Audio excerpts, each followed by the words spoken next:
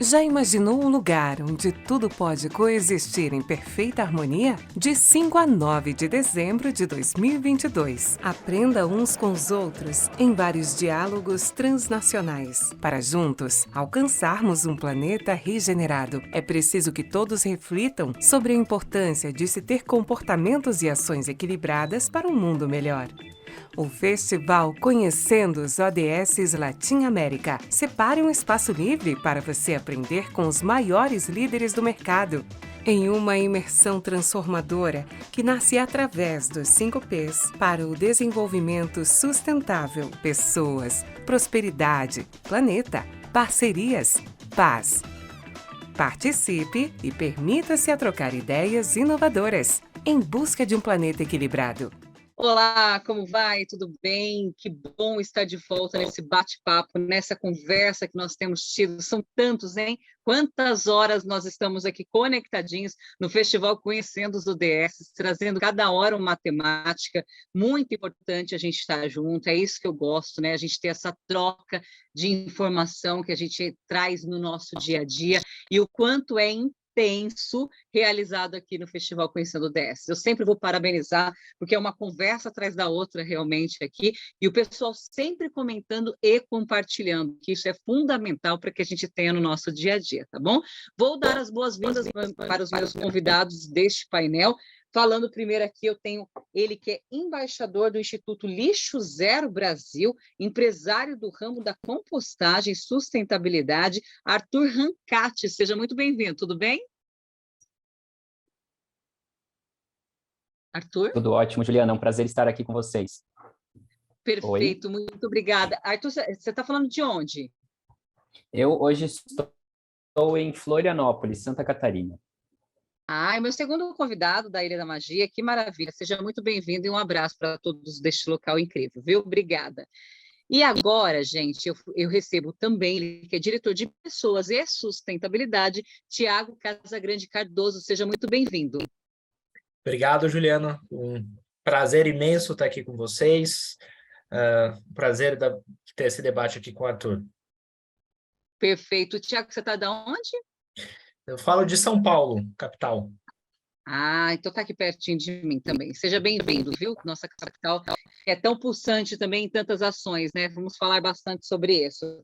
Gente, agora, como eu tenho feito, eu vou falar a mini bio do Arthur, e aí eu quero que ele transcorra um pouco da trajetória mesmo, para que a gente tenha um conhecimento em cima do trabalho dele, e aí depois a gente vai transcorrendo o nosso bate-papo. O Arthur, ele é cofundador do movimento ODS Joinville, também é signatário do Pacto Global da ONU pela sua empresa Rastro Sustentabilidade, atualmente está como coordenador de segurança alimentar e nutricional de Santa Catarina, é cofundador da empresa Relíquia Compostagem e embaixador do Instituto Lixo Zero Brasil desde 2013. Arthur, por gentileza, conta um pouquinho para a gente todos esses afazeres aí da sua parte.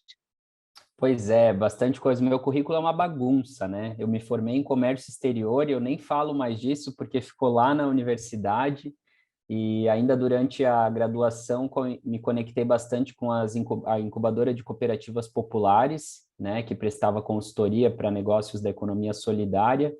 E aí, depois de um tempo em multinacionais, aquela coisa na área de vendas, estava querendo fazer algo diferente. Eu morei 9 anos em Joinville e lá eu fundei o Lixo Zero, comecei também toda essa movimentação dos ODS lá em 2016. Então, essa conexão aí com os 17 Objetivos do Desenvolvimento Sustentável é algo que está aí no meu dia a dia, né? E aí, em toda essa trajetória, trabalhando com a questão da reciclagem, compostagem, as hortas comunitárias, surgiu a oportunidade de eu assumir aqui no estado de Santa Catarina a coordenação da segurança alimentar e nutricional, que nada mais é do que uma política pública de combate à fome, né? Hoje a gente tem aí dados alarmantes da fome no Brasil, até depois a gente pode conversar um pouquinho mais sobre isso, mas a minha trajetória foi mais ou menos essa, assim, dentro do privado, depois fazendo sempre muito voluntariado, né? Uma coisa que sempre esteve aí no meu dia a dia. E aí acabou que eu transformei meu voluntariado nos meus negócios, né? Que é a parte de compostagem e uma assessoria, né? Uma consultoria em sustentabilidade, onde a gente cria estratégia para os negócios serem mais sustentáveis. Então, é bastante coisa, né? Às vezes fica um pouco confuso aí, mas hoje minha função principal, né, da maior carga horária aí do meu dia é na coordenação de segurança alimentar e nutricional do estado de Santa Catarina.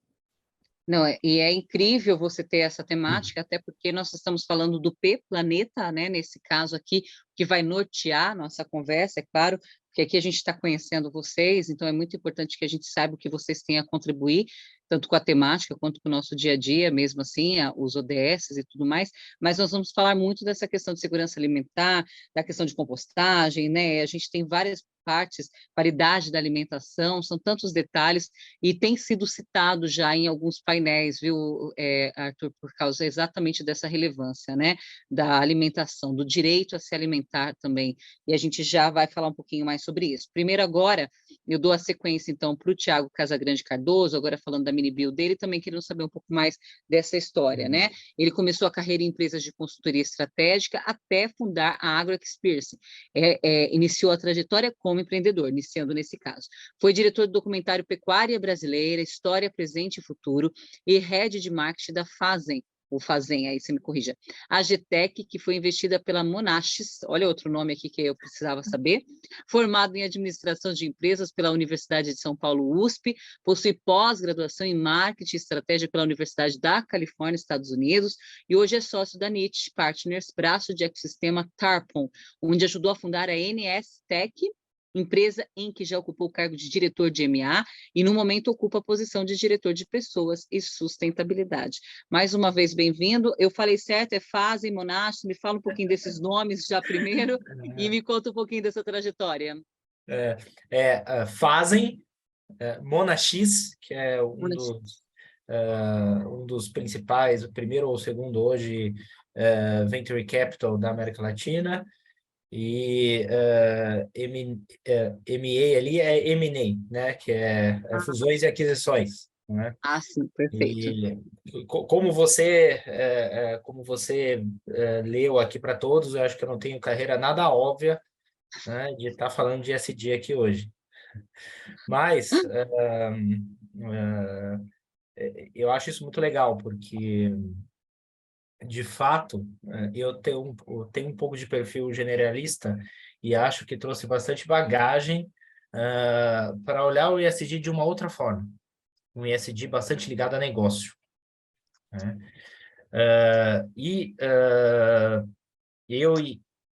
Eu desde 2020, eu ajudei a fundar uma gestora de recursos que chama Niche Partners, né, em que a Tarpon, que é uma das gestoras que existem há mais de 20 anos, com várias histórias bem legais, como Hering, Arezzo, enfim, várias empresas e detentora hoje de Ômega Energia, Kepler, enfim, várias empresas que estão na Bolsa, entrou como nossa sócia, e dentro dessa gestora, eu ajudei a fundar uma empresa chamada NSTech.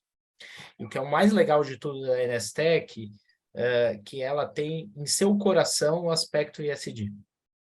Eu digo isso porque eu sei que a gente vai falar um pouco mais a fundo aqui nessa sessão, mas a NSTech é uma plataforma de tecnologia de empresas de software e serviço para a cadeia de logística, né? Então, o nosso produto, a ser implementado para o nosso cliente, a gente já colabora para tornar o mundo mais seguro, para ajudar na mudança climática, a deixar as rotas um pouco mais otimizadas e reduzir consumo de diesel, por exemplo. Enfim. Então, é uma trajetória nada tão óbvia com Mas ESG. bem pluralista, né? Dá para a gente falar de diversos assuntos. Já adorei esse painel. A gente vai E você é muito ligado ao agro, né? Essa questão do totalmente... Teve formação nisso aí também? Você acabou focando? Ou é mais do empreendedorismo do agro mesmo? Eu comecei a minha carreira trabalhando bastante com agronegócio, né? Eu fiz administração e, na época, comecei a trabalhar como estagiário numa consultoria, que eu acabei ficando quase 8, 9 anos, uma consultoria estratégica, que hoje é a maior consultoria estratégica voltado para o nicho do agro. Basicamente, dava consultoria para empresas como Syngenta, BASF, enfim, e a gente viajava o Brasil dando consultoria para esses distribuidores, né? Até que, em um determinado momento, acabei montando a minha consultoria que foi a Agro Experience. Dentro dela, acabei fazendo alguns projetos em que acabei desbocando na Fazem, que foi uma agtech, um distribuidor de insumos para pecuária, né, online na época. Na época era bastante disruptivo, hoje talvez um pouco mais familiar, né, mas aqui eu estava falando de 2016, 2017, que puta, ainda a discussão era o quanto que a gente tinha de internet nas fazendas. E fazem de fazenda mesmo? Fazem de fazenda. Gostei, então tá bom. Vi também que tem as formações aqui de comunicação, acho que ambos têm, o Arthur não lembro, mas você tem uma área, né, ligada muito forte também a essa questão de comunicação. Arthur acabou se comunicando no amplo, né, Arthur? Fez a formação de comércio exterior aí, mas acabou não aplicando, mas aplica assim, né? Afinal, toda essa questão de meio ambiente é mundial, né? Hoje a questão de cuidado com o planeta ela é ampla, né? Mas aí tem uma trajetória que direcionou para essa questão da gestão de resíduos, né? E aí a gente trabalha hoje com toda essa questão da garantia do direito humano à alimentação adequada. Até você comentou ali da questão de direito de se alimentar, né? E realmente, quando a gente fala de acesso a alimentos, né? A gente está falando do ODS 2, né? De combate à fome, e é um direito, é o DHAA, que é o Direito Humano à Alimentação Adequada. Então, não sei se tu já sabias, ou se foi uma coincidência, mas bem bacana tu trazer, porque às vezes a gente tem essa questão da fome como algo normal, né? A gente olha, tem alguém passando fome, isso é normal da sociedade, faz parte? Não, não faz parte, né? A gente tem que se incomodar, ela tem que ser algo que a gente não pode normatizar a fome, né? Então, quando a gente fala da produção de alimentos, e aí eu acho que o Thiago tem bastante experiência nisso também, uma coisa que a gente precisa ter muito cuidado é quando a gente fala da agricultura, né? Hoje a gente tem uma grande, eu diria até um erro, até um problema a gente falar de agronegócio e não falar de agricultura, né? Porque a gente tirou a cultura do agro, que é nós, seres humanos, aí há 12 mil anos a gente aprendeu a domesticar as plantas, a produzir os alimentos, a gente ia na casa da vizinha, as nossas avós trocavam mudas. Hoje a gente está em espaços muito mais limitados, né? Mas a agricultura, ela é algo que faz parte da história do ser humano, né? A gente saber sobre a produção dos alimentos, entender o quanto que a gente tem como país e como humanidade sobre a soberania alimentar. Então, quando a gente fala de combate à fome, né, a gente tem os vários pilares, e isso envolve toda uma produção global, né? A gente tem aí diversos sistemas agroalimentares, mas é muito importante a gente sempre trazer essa questão da soberania alimentar, né? Da gente falar sobre o acesso à alimentação adequada, de pensar como que as pessoas podem ter acesso, né, não só dependendo de um sistema, mas também produzindo, né? Hoje a gente vê teve toda uma movimentação das pessoas quererem saírem do campo para ir para a cidade. Hoje já tem muita gente querendo ficar no campo, empresários largando aí os seus grandes negócios, indo ser, sei lá, produtor de orgânico, iniciando uma agrofloresta, porque a alimentação ela faz parte do dia a dia de todos nós, né? São 3 vezes ao dia, pelo menos, que a gente come. Então, é todo um mercado, né, de financiar esse sistema todo que a gente tem. Então, eu não sei se eu me perdi aí na tua pergunta, né? Não. Arthur, não, foi ótimo, foi super bem interessante o que você acabou colocando realmente para a gente. Como eu já falei, eu recebo dos painelistas um pouco da mini build de cada um, estou conhecendo agora também, e eu acho que os temas são tão pertinentes que a gente parece que faz parte, né, integrando com vocês aqui, mas o que a gente mais quer é realmente esse aprendizado e trazer cada ponto nessa questão. A gente já vai entrar na questão de alimentação, porque eu quero falar, eu tenho 4 ou 5 pontos aqui com você, viu, Arthur? Vamos tentar transcorrer sobre isso, mas primeiro começando com o Tiago, porque quando a gente fala de agro, quando a gente fala de pecuária, a gente sabe que isso chama muita atenção e a gente fala de mudança climática. Então, é óbvio que eu gostaria que você tentasse me trazer um pouco dessa questão e também da sua visão sobre mudança climática atual, tá? Antes de entrar um pouquinho nesse tema, Juliana, se me permite, eu quero fazer um complemento de uma coisa que o Arthur falou que é muito legal, né? Que Claro. acho que o problema do mundo não é a produção de alimento, é sim distribuição, é sim acesso nela, né? Enquanto a gente tem alguns lugares, continente aqui citando África por exemplo, que a gente tem uma dificuldade muito grande de distribuição, a gente tem países como os Estados Unidos, por exemplo, que o consumo é muito elevado, o consumo de alimento per capita, né? E isso tem muito a ver com como está a nossa disposição logística, porque o logístico impacta bastante no preço do alimento. Tá? Eu só quis fazer esse comentário, porque eu achei muito legal o que o Arthur falou, né? E acho que depois a gente pode até entrar mais nesse tema, etc., só para não esquecer. Não, e é muito interessante a questão de transportes, logística, a gente fala de modais, né? Precisamos ter novos modais, precisamos falar de estradas, precisamos falar... Isso tudo é uma cadeia, não adianta. Então, muito inteligente. Beleza, podemos, Tiago. Falando agora um pouco do clima, como principalmente o agronegócio e dentro do agronegócio o ecossistema da pecuária impacta, né? A gente acho que é de um senso um pouco comum e o que as pessoas falam bastante, um tema bem moderno, é que o pum do boi vai destruir a camada de ozônio, enfim, né? Que de fato uma coisa é verdade e é uma coisa fisiológica, né? Acho que qualquer animal na Terra, né, você tem uma troca com o meio ambiente, você libera CO2, entre outros gases, que sim, né, acabam poluindo e você precisa ter uma retroalimentação sustentável para você ter um ecossistema que retroalimenta, né? Isso é fato. Mas agora, o que eu tenho para te dizer é que, falando um pouco de Brasil, principalmente, Brasil é um dos lugares que a gente tem uma das pecuárias mais sustentáveis do planeta Terra. By the way, uma das produções de alimento, não só pecuária, como em termos de agronegócio, mais sustentável. E, óbvio, né, gente, que vale aqui considerar que aqui a gente fala que, assim como todos os setores, como tudo que existe na vida, existe pessoas que fazem as coisas muito bem, existe sempre meia dúzia que não é exemplo de tornar referência aqui, né? Mas, no geral, a gente tem vários exemplos de fazendas e de lugares que conseguem fazer uma integração floresta e pecuária, por exemplo, e consegue ter um ecossistema saudável que ele acaba compensando o tanto de CO2, de gases carbônicos e poluentes atmosferas que o boi acaba liberando, tá? Chegando a ser net zero ou até negativo.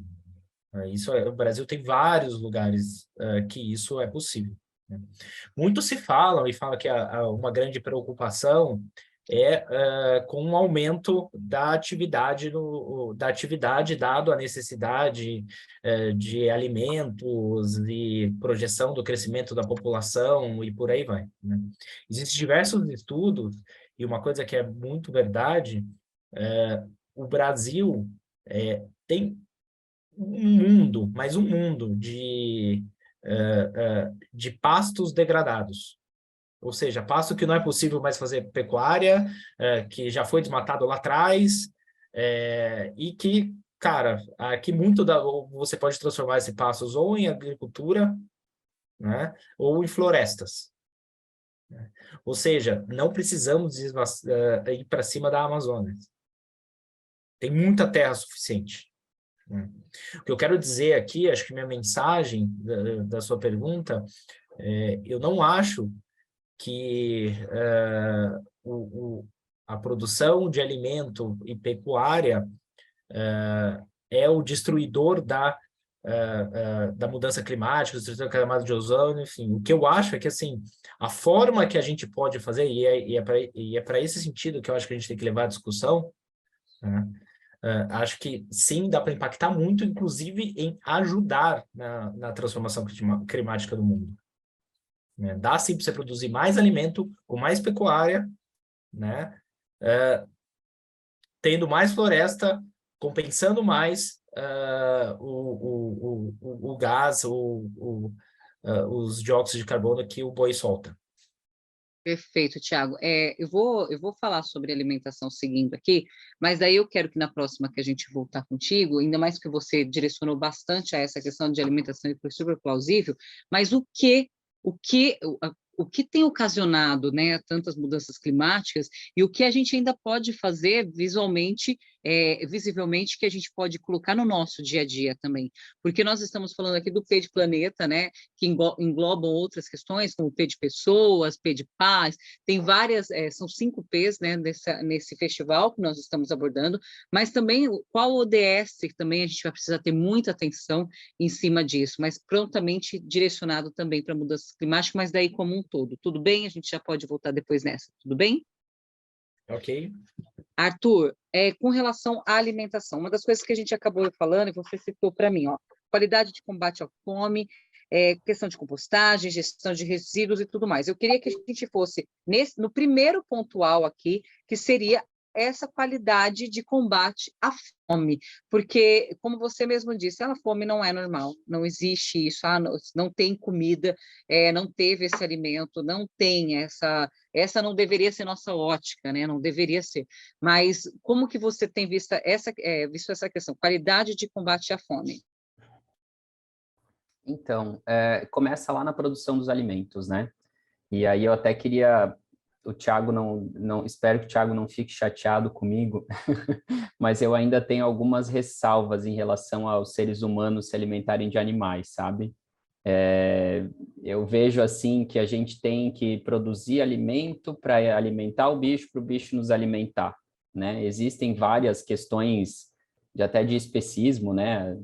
Enfim, toda a questão da causa animal também, que é algo que a gente precisa começar a levar em consideração. Essa semana ainda estava vendo que na China estão sendo construído prédios de 13 andares para produzir porco, né? Então, vaca, gado confinado, sendo que o gado é um animal que precisa de espaço para andar. Enfim, eu tenho bastante críticas, assim, inclusive com a minha escolha alimentar, né? Porque todo dia a gente está ali decidindo se vai comer se vai comer vegetal, se vai comer bicho, né? Enfim. Mas eu acho que a gente precisa ter um cuidado, assim, né, nessa questão, e muito bem lembrado, o Thiago trouxe, tem muita pastagem já, que a gente não precisa ficar derrubando mata para plantar mais coisas, ou enfim, para produzir mais bicho, né?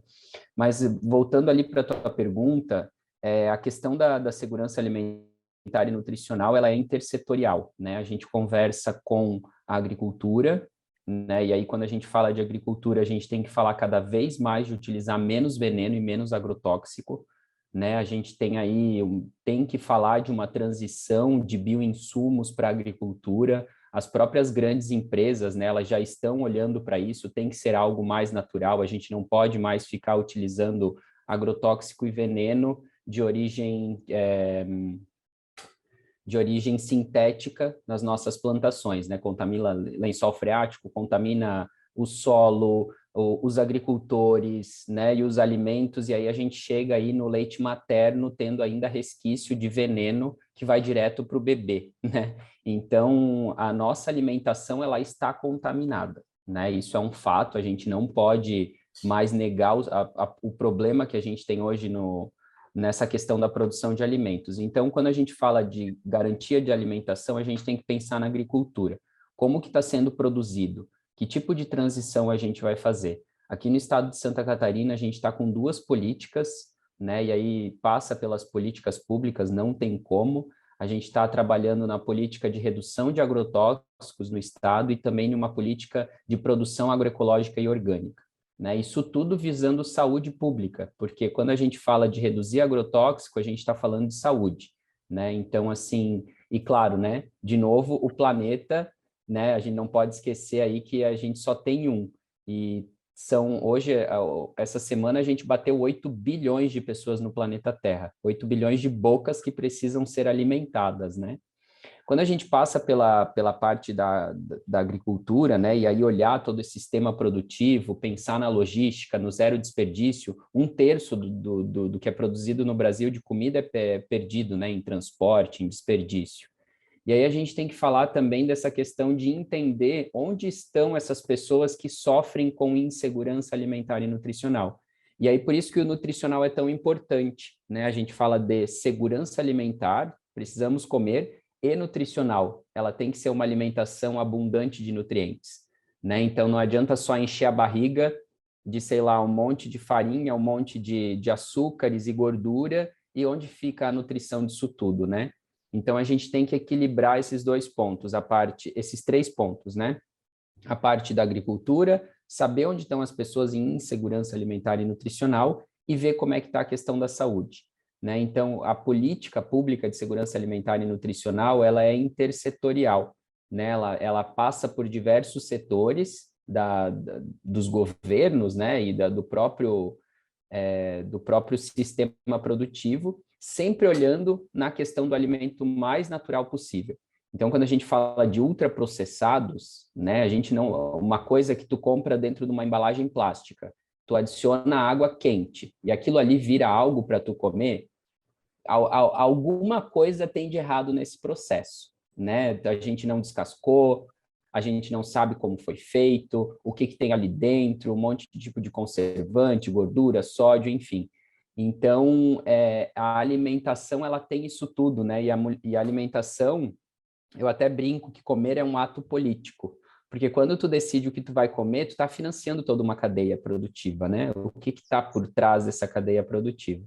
Então, o combate à fome, ele começa nesses 3 pilares e sempre com o olhar da gestão pública, né? Como que a gente vai fazer para que as pessoas tenham acesso? Hoje a gente tem 15% da população brasileira em estado de insegurança alimentar. São 33 milhões de pessoas passando fome hoje no Brasil. E quando a gente fala de passar fome, é aquela coisa, eu tenho uma conta de luz para pagar, a conta do aluguel e fazer meu rancho do mercado. Se eu ficar na dúvida se eu vou poder pagar a conta de luz, eu estou em insegurança alimentar e nutricional, né? Então, e aí como é que a gente pensa numa pessoa passando fome? Como que ela vai estudar? Como que ela vai trabalhar? Como que ela vai se preocupar com as mudanças climáticas? Como que ela vai se preocupar com tudo que está acontecendo hoje, se nem barriga cheia ela tem, né? Então, a alimentação ela é muito delicada, né? E também tem que respeitar toda a questão da cultura, né? Hoje a gente tem aí a questão do PNAE, o Programa Nacional da Alimentação Escolar, né? Quando as nutricionistas do estado vão fazer o cardápio, elas têm que olhar até para a região, porque em determinada região do estado ou do país tem algumas particularidades. Por exemplo, para os pequenos, né? Não se deve, em geral, fornecer café, né? O café, a bebida de café com leite. Mas lá no interior, como já é algo tradicional, as professoras e nutricionistas de lá pedem que possa servir café na merenda escolar. Então, a gente também precisa respeitar essa regionalidade, né? Uma coisa para o Arthur aqui que faça sentido, talvez para alguém que mora lá no norte ou no sudeste, ou enfim, algum outro canto do Brasil, não faça sentido algum tipo de alimentação, né? E falar, por exemplo, de veganismo, né? Às vezes uma comunidade pesqueira lá no Brasil, lá no interior do Brasil, se alimenta do peixe porque é o peixe que tem lá para comer. Então a gente tem que respeitar muito essa questão da individualidade, né, e da cultura de cada região. Então é sempre um desafio falar de alimentação. E aí, só para concluir, uma coisa que me incomoda muito e que envolve alimentação é a questão dos agrotóxicos no Brasil. Não sei se vocês sabem, é um produto que a gente importa e a gente não paga imposto para trazer esse produto para dentro. A gente não paga IPI, não paga ICMS. Então, tu imagina, eu compro um celular, né, que faz parte da nossa vida, a gente precisa, eu pago imposto, eu pago isso, pago aquilo. O veneno, né, o agrotóxico que a gente importa hoje no Brasil não paga nenhum tipo de imposto, né? Então, ele serve um sistema produtivo, ele serve uma cadeia, né, de negócios ali, mas o que ele deixa para a sociedade? Né? Ele deixa uma alimentação mais saudável? Não sei. Ele deixa um ambiente, um solo, né, um solo, um lençol freático com mais saúde? Também acho que não. Então, ele tem um impacto negativo, de certa forma, na nossa sociedade, não paga nenhum imposto. Enquanto isso, o agricultor orgânico, que planta lá sem veneno, que trabalha de um jeito diferente, que respeita os processos e o tempo da natureza, porque quando a gente fala de planeta, a gente fala de natureza, né? E a gente não pode esquecer que nós somos natureza também, a gente faz parte desse ecossistema.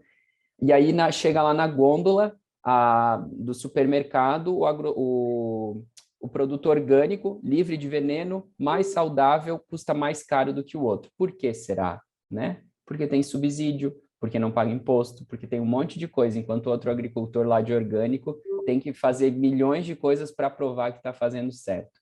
Então, a gente precisa repensar também como que o Brasil está inserido no sistema produtivo alimentar, né? O que a gente está produzindo, o que chega na mesa do brasileiro, o que vai lá para fora, né? O café é uma loucura. Quando a gente começa a estudar um pouquinho o café que a gente bebe aqui no Brasil, e o café moído na hora, torrado, uma torragem diferente, a gente já vê que para a população em geral no Brasil não está ficando a melhor coisa, né? Então, a gente tem que ter muito cuidado, assim, tentar ser cada vez mais crítico, não só com o sistema, mas com aquilo mesmo que a gente compra, o que a gente está comprando no mercado, né, todo dia para botar na nossa mesa. Arthur, eu posso continuar aqui com o Arthur falou, que o Arthur me deu uma deixa aqui que eu acho muito boa. Pode. Só quero 2 pontos, tá? Que a gente ia entrar e eu quero que a gente volte, a gente continue esse ponto de alimentação, gosto desse debate, tá? O que você falou da personalização, então, para cada região, até porque culturalmente o brasileiro não come legumes, ele não come salada, ele não tem isso intrínseco a ele, é sempre o arroz, o feijão, é a mistura, né, que há, e muitas vezes um ovo, por exemplo, não é considerado mistura, então, o quanto cultural isso pode vir com a educação e tudo mais, para a gente voltar a falar sobre isso, e a questão de impostos, isso me chamou bastante atenção do agrotóxico, tá? Eu acho que é válido a gente voltar a essa questão, até para equiparar alimentos que são fabricados, né? E os alimentos orgânicos, que o agricultor está lá numa batalha diária para a gente estar. Então, esses 2 pontos a gente não pode esquecer de voltar. Tiago, siga. Vou continuar com esses pontos, que inclusive eu acho que o Arthur falou uma coisa muito importante aqui. A gente tem um viés via Tarpon aqui de bastante investimento em empresas sustentáveis, né? E um dos mercados que a gente já está atuando aqui, e é incrível, é justamente uma alternativa ao agrotóxico, né? Que são os biofertilizantes, o uso de biológicos, né? Dado que, gente, para se ter uma ideia, eu até falei, puta, quando o Arthur falou, ele veio trazendo o tema, eu falei, puta, vou pegar aqui alguns dados, né? No Brasil, para vocês terem uma ideia, a gente tem aí em registro mais ou menos 1.200 pragas, né, que impedem, se elas não forem combatidas de alguma forma, impedem a gente ter uma produtividade alta em escala para alimentar a nível de população mundial, que é hoje a posição do Brasil. Para vocês terem uma ideia, o tanto de solução biológica que a gente tem hoje é apenas para 100 pragas. Né? De tudo que é usado de agrotóxicos hoje para a produção de alimento, apenas 3% do mercado é biológico. O mercado de agrotóxico, que o Arthur aqui estava falando, né? No Brasil, ele tem um faturamento de em torno de 70 bilhões. A notícia boa, e aqui a maioria das projeções que trazem, que os maiores especialistas do assunto trazem, é que até 2030 a gente vai ter uma adoção de biológicos, os mais conservadores trazem 20%, e os mais otimistas em torno de 50%. Ou seja, eu acho que, conectando bastante, que de fato isso é uma importância que, sem dúvida, eu acho que está mais comprovado que agrotóxico traz sim algumas consequências, não só na vida da pessoa, né, como para a vida em termos de ordem climática do planeta, né? A notícia que eu quero trazer boa aqui é que, sim, existe alternativa para algo biológico, que não traz consequência para a vida das pessoas, muito pelo contrário, deixa as pessoas mais saudáveis, não é químico, não é industrializado e não causa maiores aderências para o planeta, e isso a tendência é crescer. Inclusive, eu gosto muito de falar de Brasil, gente, só para ter uma ideia, porque assim, o agronegócio do Brasil representa aí quase 25% do PIB do nosso país, né? E a gente tem as maiores produções, produção de laranja, café, cana, grãos e por aí vai, né? Então a gente tem sim aliás, uma vantagem competitiva do nosso país, e a gente tem um papel importante para alimentar o mundo, né? E digo que do jeito que esta indústria de biológicos vem se desenvolvendo, a gente tem um potencial enorme da gente ser exportador dessa tecnologia para o mundo, não só Estados Unidos como Europa. Isso eu acho muito legal, né? E, de fato, precisa, sim, de políticas públicas para isso? Sim, mas também existe iniciativa privada, e eu aqui falando uma que representa, a gente tem uma empresa que chama Agrivale, que fica em Indaiatuba, a gente vem fazendo altos investimentos ali, e é impressionante como esse mercado vem se desenvolvendo no país como um todo, inclusive empresas como empresas mais tradicionais, Big Four, aí, que a gente chama de agronegócio, elas começaram a se mexer no sentido de adquirir ou então até começar unidades de negócio de biológico, né? Então, assim, acho que só para adoçar um pouquinho aqui a nossa discussão, Arthur, o que eu acho legal, e eu tenho bastante uma visão otimista do mundo, tá? Talvez, mas que eu acho que assim, a gente está sim num ponto de inflexão, na minha visão. Perfeito. Com certeza. Vocês estão me ouvindo? Tá dando uma Agora, Agora Tá sim. tudo ok? Estão me ouvindo? Então tá bom, desculpa. Tiago transcorreu, né? Eu peguei no finalzinho aqui, estava ok. Arthur, você quer dar a sequência? não, eu acho que é bem isso, Thiago. Eu confesso que eu sou um otimista realista. Às vezes eu ontem essa dos porcos sendo produzidos em prédios de 13 andares, me caiu o chapéu, assim, eu fiquei bem triste. Eu falei, não tem mais jeito.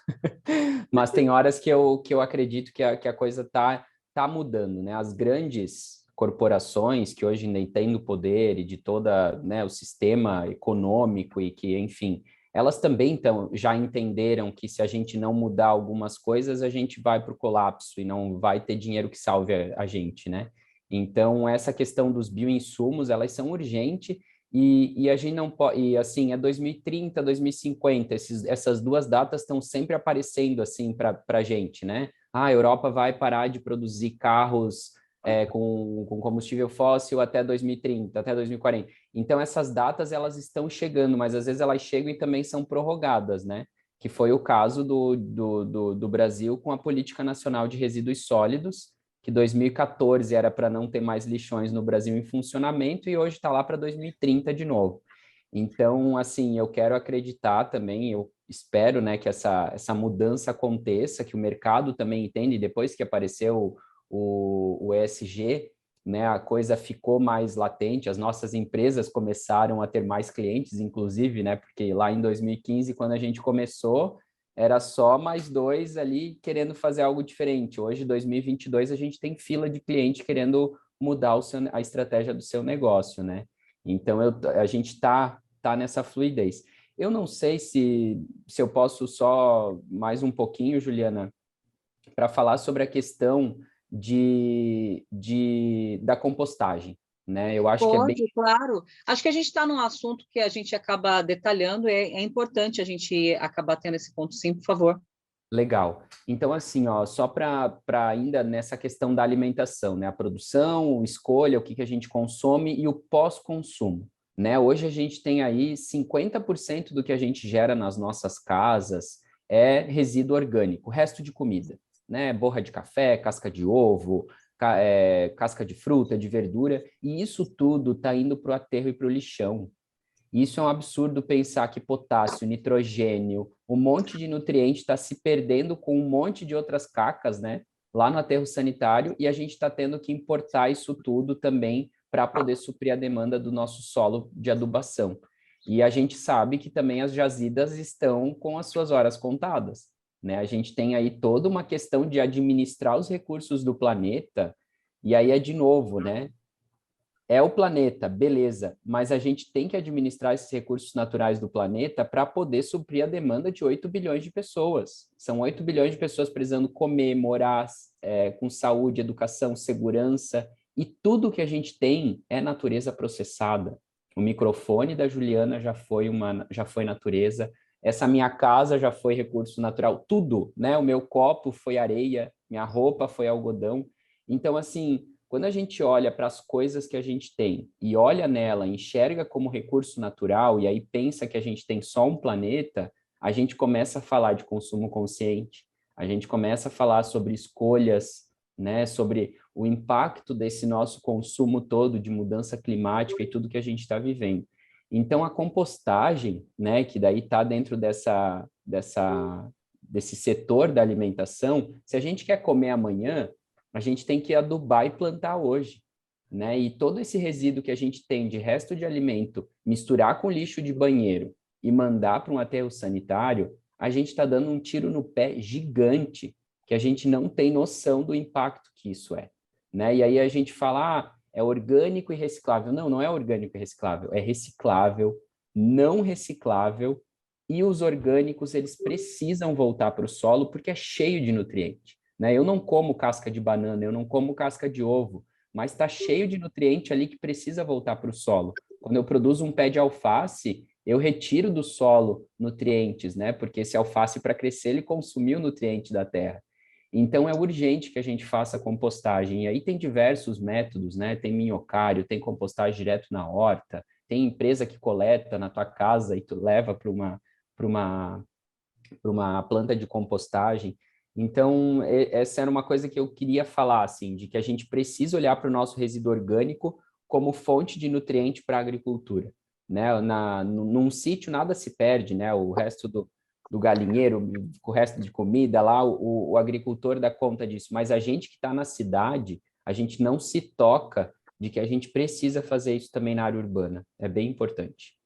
Arthur, da compostagem, eu acho que a gente entra realmente nessa questão cultural também. Eu quero voltar, daí a gente falar. Eu vou na questão do agrotóxico, até para a gente ainda indo nas mudanças climáticas, que eu acho que é uma das coisas que impactam, Thiago, para que a gente aponte. A gente está aqui com quase 15 minutinhos para a gente encerrar. Eu quero que a gente tente pegar esses 4 pontos ainda aqui, que eu acho que são importantes do que foram falados, que para mim ainda me faltam essas informações, que eu acho que seria muito legal. Na questão de mudança climática, para você, o que pontualmente hoje tem sido crucial para toda essa turbulência que a gente tem enfrentado?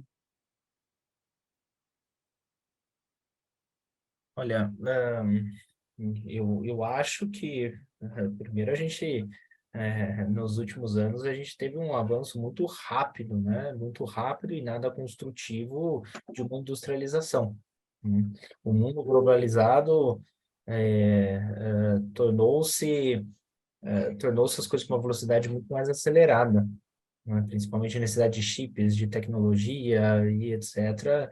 E a gente teve pouca consciência e educação sobre o tema sustentabilidade e princípios. Eu acho que assim, a minha geração e a do Arthur, quando a gente estava na escola, duvido que a gente teve pouca ou nada aula de sustentabilidade. Isso era um tema batido, não existia, né? Sabia que a gente aprendia que era ruim, não era legal cortar uma árvore, mas ninguém falava de uma forma profunda de como isso embate num ciclo produtivo, né? O que faltou, sim, foi, cara, como que a gente pode ter um capitalismo mais consciente, mais sustentável, e que eu acho que nos últimos anos, e aí que vem me pegando, e você pode perceber tanto na cabeça do mercado financeiro, aonde começou a se alocar capital, né? Em lugares que começam a mostrar modelo de negócio que também conseguem enxergar de uma forma sustentável, seja a longo prazo, a alocação de recurso em que prejudique menos ou regenera o planeta, né? Como aqui a gente estava falando de bioinsumos, que é uma maneira de você fazer uma agricultura regenerativa, né? Que eu acho que esse é muito bacana e, de fato, a gente começa a ver principalmente o capital alocando para isso. Eu acho que Você falou aqui cultura regenerativa? regenerativa, exatamente, Regenerativa. Anotei. Certo. exatamente, Perdoa. né? Você finalizou? Não, né? Então, assim, só completando, eu acho que, assim, um pouco antes da pandemia, acho que ali 2018, 2019, que a gente começou com uma forte discussão disso, né, que a gente teve grandes fundos a nível mundial que começaram a alocar capital pensando nesses critérios, né? Foi a partir daí que a gente começou com a agenda ESG, e alguns lugares, e obviamente, no começo de tudo, poucas empresas e poucos sistemas, poucos modelos de negócio conseguiam discutir isso de uma profundidade para trazer de impactante, né? Até que por isso que virou o termo de greenwash, puta, tô vendo aqui só para ser visto, falando de ESG e tal, e no fato eu até acredito que muita gente tinha boas intenções, porém, cara, de novo, não e eu acredito muito que por meio de muita educação e pesquisa que a gente vai conseguir ter modelos de negócios que efetivamente produzam um capitalismo consciente. Digo isso porque a realidade que eu vivo hoje, quando a gente está falando de ESG, eu estou falando que para impactar eu preciso ter um dev comigo, preciso ter um cara que manja de produto, preciso ter pessoas que não tem nada a ver com a área de sustentabilidade, né? Com ambientalistas, não, eu preciso gente de negócio e principalmente tecnologia de produto para quê? Para sentar nos meus softwares e a gente fala assim, puta, cara, na hora que eu coloco um roteirizador no caminhão, por exemplo, né? Ele começa a andar menos para produzir a mesma coisa. Como é que eu meço isso? Como é que eu compenso, como é que eu consigo medir o que ele gasta e compenso isso, né? Isso eu preciso de tecnologia por trás. Eu preciso de um produto para isso, né? Então, eu acho que, assim, acho que às vezes as discussões estão evoluindo muito. Dei aqui um exemplo pessoal, mas acho que nos setores, na maioria dos setores estão evoluindo bastante nesse sentido para a gente discutir efetivamente produto, efetivamente, puta, quando eu comprar alguma coisa, efetivamente qual que é o impacto que eu gero e mais do que gerar, como eu compenso, né? Lembra, você tem que só no equilíbrio. E acho que aqui está o segredo. Quando você fala de tecnologia, é realmente chamar atenção, porque a tecnologia do produto, ela impacta em tudo, e principalmente na questão também de embalagem, né? Se falar de, literalmente, sobre meio ambiente, na questão de embalagem, na questão do reuso, quanto tempo aquele produto dura, eu acho que a tecnologia, ela é fundamental nisso, né, Thiago? Sem dúvida. Logística reversa, né? Puta, a gente falou muito e aí uma coisa que, já colocando aqui no agronegócio, que eu achei muito legal, né? Você pega a logística reversa do agronegócio, ela é uma das mais bem feitas aqui no Brasil. Existe uma lei que várias cadeias, né, o Arthur deve manjar disso bem, várias cadeias deveriam ter implementado logística reversa e poucas conseguiram. A gente tem o Fármacos, que fez recentemente, mas o agronegócio fez isso e conseguiu fazer isso muito bem, by the way, né? Perfeito, obrigada. Desculpa, cortou? Não, é isso. Perdoa, que agora deu uma Tomei cortadinha muito aqui. tempo, desculpa, viu, gente? Eu tô com o tempo aqui cortado e eu quero ir nisso. Queria falar sobre cultural, Arthur, porque tudo que você fala é até uma convicção da minha parte, assim, né, da questão do equilíbrio, do que pode e não pode, daquilo que está no nosso dia a dia já. E isso, infelizmente, ainda por uma classe um pouco menos abastada, alguma coisa nesse sentido, não há um cultural. Eu faço parte, inclusive, de uma ONG que hoje tem introduzido uma gastronomia vegetariana, nem sempre é vista com bons olhos pelas outras pessoas, entendeu? Então, isso é muito relativo. Como que você, que está bem na área da lida com essa questão da alimentação, questão da compostagem, por exemplo, em grandes centros, como criar aquela compostagem dentro de casa, mas como que isso vai ser cultural para a própria criança, né? É natural ter algo deteriorando dentro de casa, sendo que a gente já joga no lixo, a gente quer tanto que já vai embora, né? São tantas versões aqui na minha cabeça que passam, mas culturalmente, como que pode fazer educacional, se você já tem algum case até de sucesso para citar para a gente? A questão da compostagem, né, ela está muito relacionada a lixo, né? A gente tem um histórico no nosso país, quando a gente começa a olhar lá atrás, nós tínhamos os escravos, né? Faziam todo o trabalho braçal, cuidava da limpeza, nananã. Depois a gente tem em casa, a gente ou tem uma empregada, ou se não é empregada é a mãe que faz, se não é a mãe é o pai. Depois a gente vai para a escola, na escola tem a zeladora. Quando a gente cresce, tem alguém que faz isso na nossa empresa, ou é o prefeito que é o responsável. Nunca a responsabilidade do lixo é minha, né? Ela sempre é terceirizada com alguém. Então, uma coisa que na Política Nacional de Resíduos Sólidos fala, o gerador é o responsável por tratar. Então, a partir do momento que eu gerei uma garrafa PET, uma embalagem, o que for, uma casca de banana, eu sou o responsável por dar o destino correto daquilo ali. E aí, em empresas, a gente tem, né? Tem lá setor de meio ambiente, de gestão de resíduos, tem a fiscalização, mas dentro de casa não tem quem fiscalize a gente. Se eu quiser misturar meu lixo inteiro, resto de comida com lixo do banheiro e garrafa PET, mandar para o lixão, ninguém vai ver e eu vou estar isento de qualquer responsabilidade. Então, é cultural essa má gestão dos resíduos, né? O Brasil é um país gigante, então é fácil a gente derrubar uma grande área e fazer um lixão, né? Na Europa, por exemplo, aterro sanitário é muito mais caro a taxa de aterrar lixo do que de compostar. No Brasil é ao contrário, é muito mais barato eu enterrar lixo, não fazer nenhum tipo de tratamento do que fazer a compostagem. Então, é todo um sistema que a gente está construindo, e aí fazer parte dessa história, né, de reconstruir, de conversar sobre lixo zero há quase 10 anos, ainda assim a gente tem alguns bloqueios culturais. Em contrapartida, a gente tem as escolas hoje muito engajadas, né? Eu fiquei 9 anos em Joinville, as escolas de Joinville, todas elas falam dos ODS, por exemplo, né? A gente tem uma das maiores Semana Lixo Zero do país, onde a gente fica 10 dias com 120 eventos trabalhando a questão da gestão de resíduos. Então, quando a gente começar... Tudo bem, a gente adora animal, não tem problema, pode deixar latir, ele está interagindo, ele está concordando, né, Tiago? A Dora está aqui tentando falar. Dora! O vizinho começou a cortar a grama.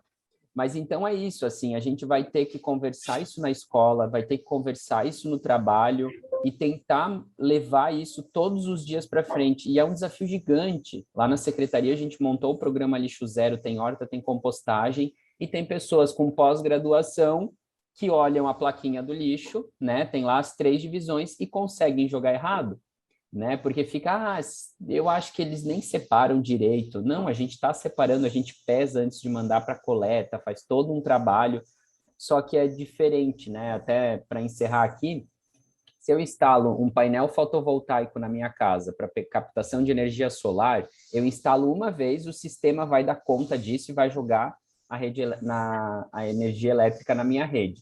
O lixo não. O lixo é todo dia, é a mão que eu decido, é a mão de colocar no dia certo da coleta seletiva, de chegar na cooperativa de reciclagem, de reciclar. Então, a questão do resíduo é um dos maiores desafios da humanidade, é fazer uma gestão de resíduos adequada. Podem ter certeza. Com certeza, mas muito interessante essa parte, realmente. Meninos, nós estamos aqui já quase chegando ao final.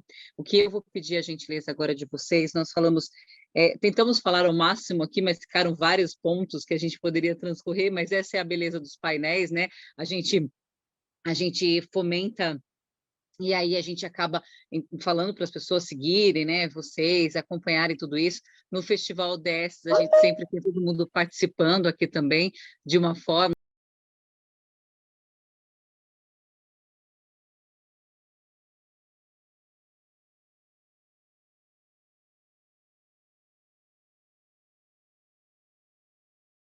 de outros dos painéis, mas eu queria que ao final desse painel aqui ligado à questão da área do planeta, e cada um na sua área, mas com alguma coisa em comum, né, como a gente acaba falando, eu pediria para vocês fazerem as considerações finais, mais ou menos no máximo 2 minutinhos para cada um. Tiago, vou começar por ti, por gentileza, tá? Não, claro, acho que primeiro eu quero agradecer a NTICS e SB Sustentabilidade pelo convite de estar aqui hoje.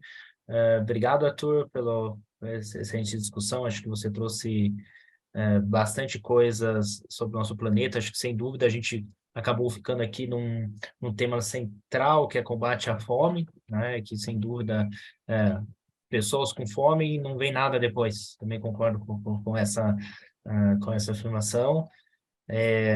Acho que, do meu lado, que eu tentei trazer aqui um pouco, que acho que o planeta vem nos últimos anos evoluindo de uma forma para ter mais discussão e mais pauta, né? Só a prova disso é ter esse painel.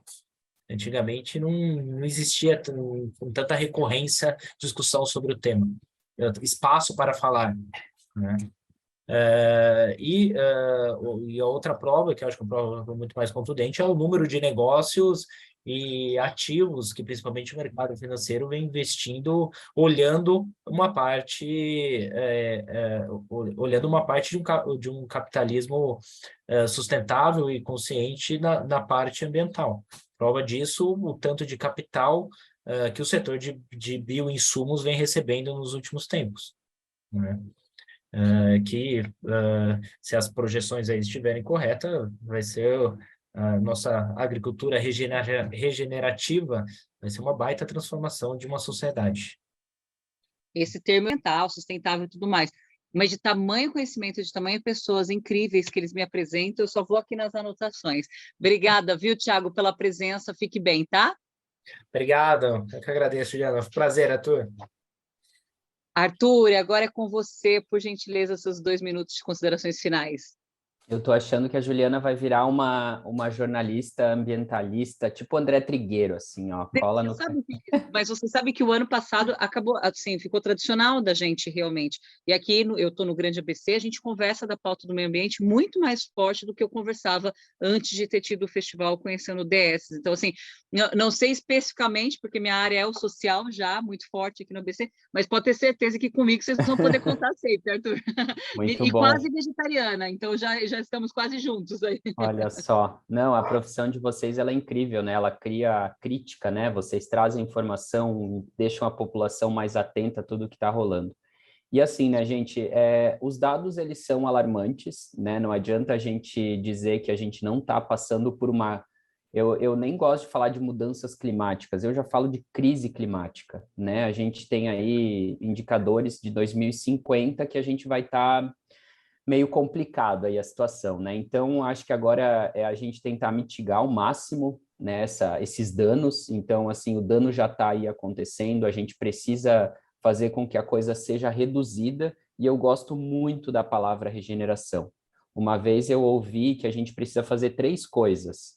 A primeira delas é preservar aquilo que restou, né? Isso é muito importante, porque a gente ainda tem um planeta para preservar. A segunda é financiar coisas boas, né? O que eu compro com o meu dinheiro, que eu gasto 40 horas semanais para ganhar, e o que eu estou financiando, né? Eu financio mão de obra escrava, eu financio empresas que degradam o meio ambiente, eu financio negócios que estão fazendo coisa bacana ou nem tanto, né? Eu financio uma alimentação mais saudável. E terceiro, a regeneração, que é muito importante a gente olhar para os nossos negócios e falar, o meu negócio está fazendo algo diferente. E seja qualquer área, não precisa ser uma empresa de compostagem, pode ser uma empresa que faz copo, tá ligado? Da onde que vem a areia desse copo? Que tipo de matéria-prima? Como eu cuido das pessoas, da comunidade ao entorno do meu negócio? Então, essas três questões de preservar, financiar e regenerar é urgente, né? Então, a gente tem que olhar para o planeta como a nossa casa, do jeito que a gente trata nosso apartamento, a nossa casa, a gente tem que olhar para o nosso planeta, né? A água, por exemplo, nós somos a única espécie de mamífero que faz xixi e cocô na água, né? Então, assim, a gente contamina aquilo ali, o bicho lá na floresta, ele vai longe do rio porque ele sabe que ele tem que beber daquela água. Então, assim, a gente precisa olhar com muito mais cuidado, com muito mais amor para isso tudo. E o setor econômico, que é algo que, né, move o planeta em termos de um sistema capitalista, não pode esquecer que a base do capital são os recursos naturais.